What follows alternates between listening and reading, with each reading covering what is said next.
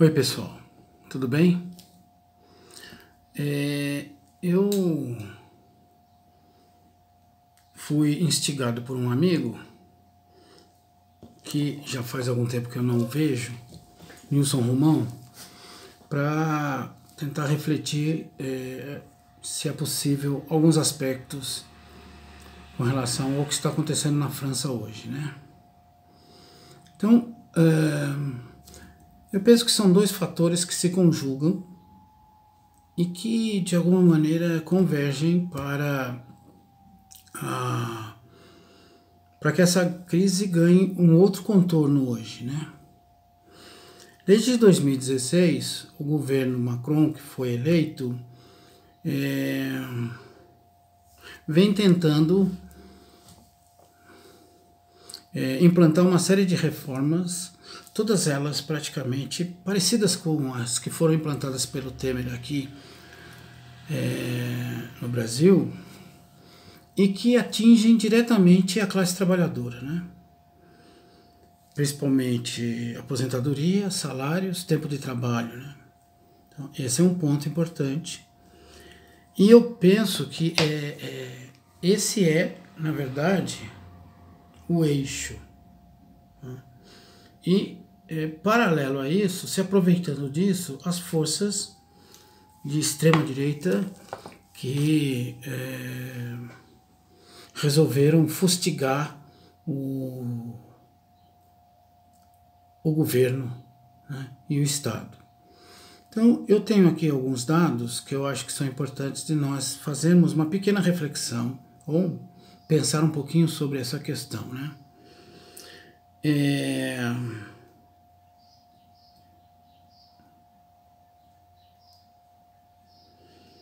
A França ocupa o 9º lugar no mundo em relação ao PIB, ou seja, aquilo que é produzido internamente, não é?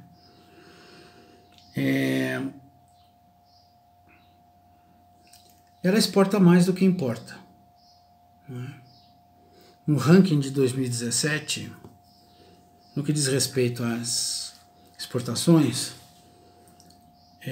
a França ficou em 7º lugar. E sobre as importações ficou em 8º lugar.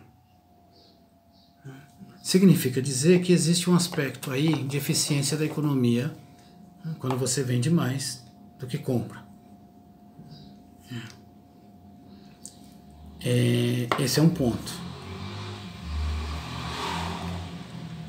Outro aspecto importante é que a dívida pública francesa é maior do que o PIB. Aproximadamente 108%. Hoje a França ocupa o 6º lugar nessa condição. Ou seja, deve mais do que produz. Não é? Então, esse é um ponto importante. Como a França não tem o poder dos Estados Unidos, principalmente militar e tudo mais, ela tem que resolver isso internamente, se possível. Por outro lado, existe um dado muito interessante, que é a questão dos trabalhadores em si, né? Eu só levantei um dado porque posso voltar e fazer essa discussão um pouco mais profunda. Ou seja, a produtividade dos trabalhadores franceses, ela é boa, né? 25,79 dólares, né? 25 dólares e 79 centavos é o que o trabalhador produz, né? Francês. A média do trabalhador francês por ano de trabalho é 1.472 horas. Ocupa o 12º lugar no ranking dos melhores no mundo, né? Ou seja, proporcionalmente, a França trabalha menos e consegue produzir mais e fazer com que essa produção tenha um valor maior por conta da qualidade da tecnologia. Não é? Países como o Japão, por exemplo, a média é de 1.713 horas por ano. Nos Estados Unidos, 1.783. O Brasil não figura nesse ranking aqui, porque a média de trabalho anual é bem maior, né? Algo em torno de 2.000 e alguma coisa, né? Luxemburgo é que tem a maior produtividade por hora, $68,47, né? Os trabalhadores lá são extremamente rentáveis. Então veja,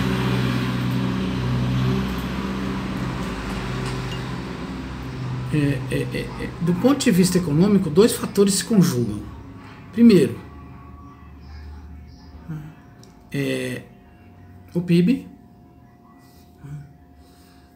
essa relação entre a dívida e o PIB, e que é desfavorável à França.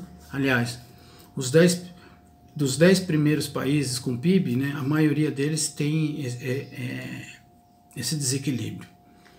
Mas a China não tem, né? Por exemplo, a China não tem, a Alemanha não tem, o Reino Unido também não tem, a Índia também não tem, nem a Itália,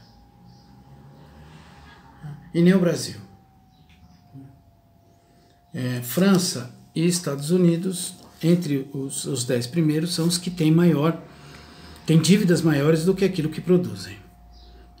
Ou seja, há um déficit aí, de uma dívida que precisa ser paga.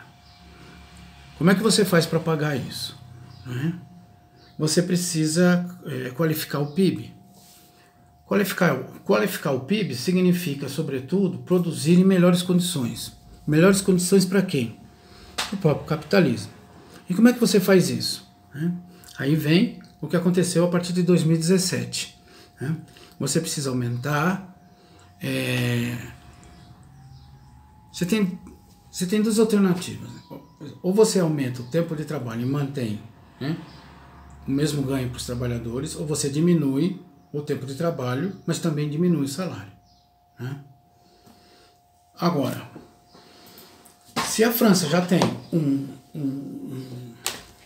uma quantidade de horas, né, que em relação à Europa já é satisfatório do ponto de vista para os trabalhadores, 1.472 horas, né, e eu citei aqui alguns países, e posso, por exemplo, deixa eu ver aqui, a Itália, 1.730, né, o Reino Unido, 1.676 horas. Significa que há uma produtividade boa lá, né? Quer dizer, eles trabalham mais. Em relação ao PIB, isso faz diferença, mas os trabalhadores franceses trabalham menos. Então, a chave da crise está aí, né? Ou seja, fundamentalmente, o problema está que você precisa fazer com que a hora trabalhada renda mais.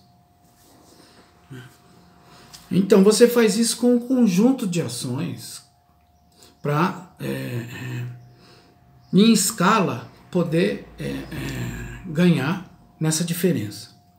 Então a questão toda está aí, fundamentalmente no tempo de trabalho, porque os trabalhadores franceses, eles trabalham menos, né, produzem mais. E aí, essa diferença é que os capitalistas precisam recuperar. Como fazer isso, que é o complicado, né?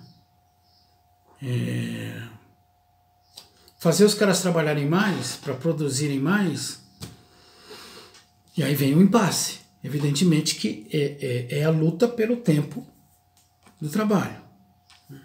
Aí, Passam-se 2 anos, a crise continua, os embates continuam, as lutas também continuam, nos sindicatos, nos partidos, os trabalhadores, na medida do possível, tentando se mobilizar.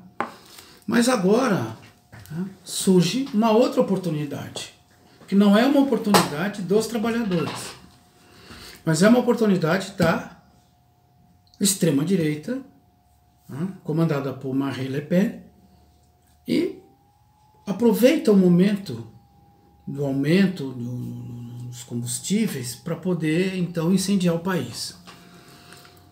Isso é muito importante, isso é típico, porque fundamentalmente isso mostra em que a extrema-direita se coloca, né? Onde que ela se coloca? Qual é a visão que ela tem da economia? E uma vez que existe a possibilidade real de chegar ao poder, né? E existe, principalmente na Europa, né, o espalhar do fascismo novamente, então é chegado o momento da extrema-direita, junto, mas vamos dizer assim, dos fascistas,